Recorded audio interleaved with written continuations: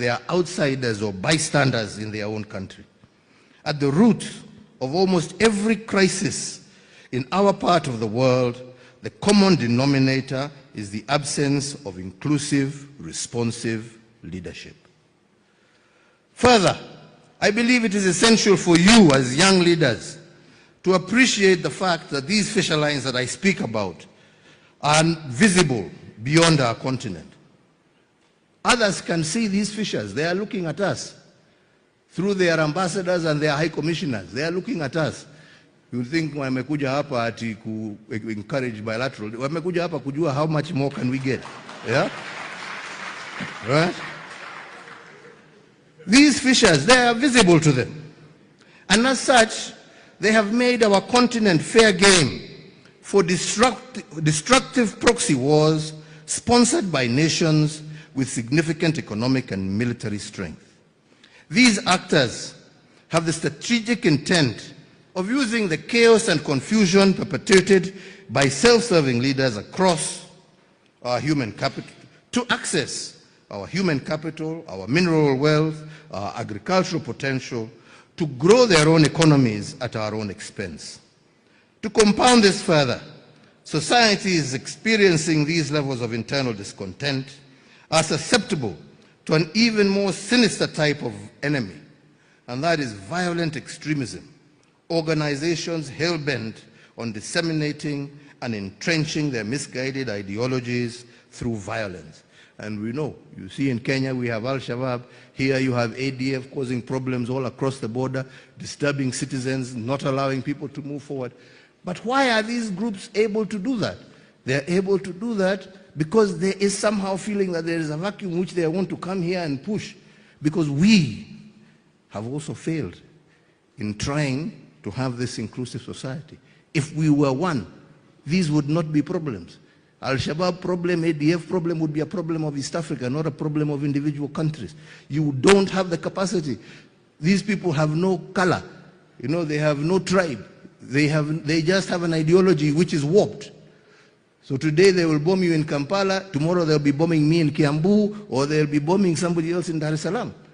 But if we were together, we are able to fight and to confront these issues, while at the same time working towards the prosperity of our nations. So, the peace and security crisis that looms over many parts of our continent is a clear and present danger to Africa's long-term viability as a going concern. And if we don't find ways to resolve these conflicts soon, we may have generations of young people wiped out as cannon fodder, and with them, any prospect of uplifting the lives of our people. So you millennials and Gen Zs and all of us, we are also told we are young people by the Vice President. I agree, even me, I'm still young. So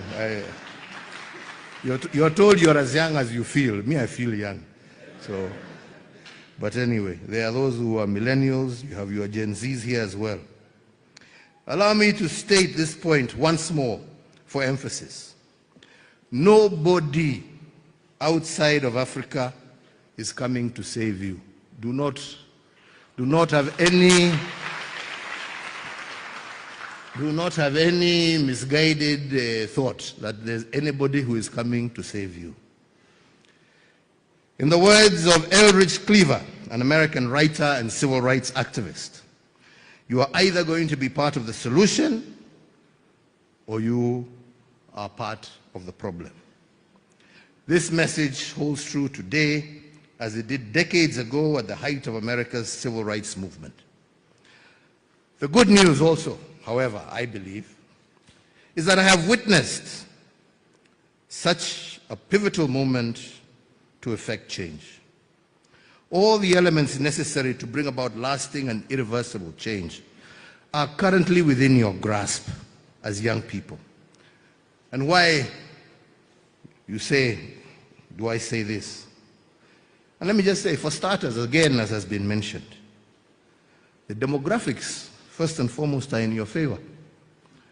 The median age across our African continent in 2025 is 19.3 years, against a global median of 30.4 years. This means that over 65% of all Africans are below the age of 25. You have the numbers, you have the time, you have the energy to get involved and stay involved in governance discussions until you effect the change you wish to see. You have the time. Our elder, Mzee here, told us that when he stood here starting his journey, he was 23 years old. He's now 88, going 89, still fighting. Some of you have not even touched 23, and you are lamenting. My friend, this is a call to action. Get up and start moving. This is your call to action. Now. Now is the time. Now, not tomorrow, not the day after, not after you graduate. No, now is the time. Now.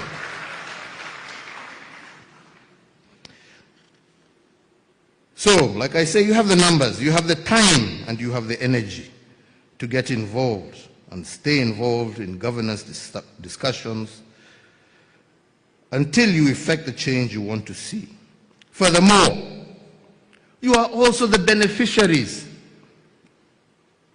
of years of investment in education and digital connectivity. You have the knowledge. You are, in essence, the first children of that knowledge economy, the true digital natives of Africa.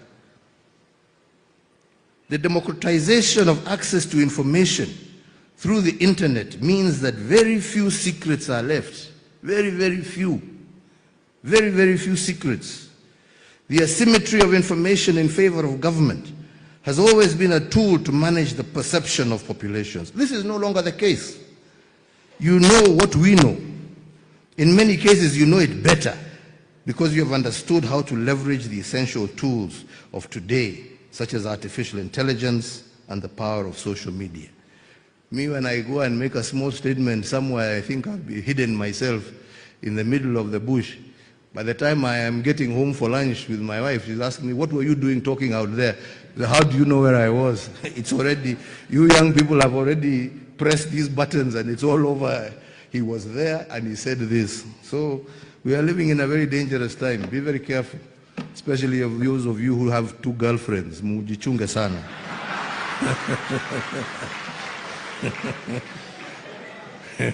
I hear these days they can even follow you, you know. So you can just say, I don't know, follow me or track me, I don't know what. And you've said you've gone to study in, I don't know, the library, and she finds you in some. Be very careful. Things are very dangerous these days. So lastly on this point is that over the last 60 years or so, as our countries have developed, so have the living and migration patterns of our citizens. And this is a wonderful fact. Millions of families have moved from rural towns to large urban settings in search of opportunity and better life.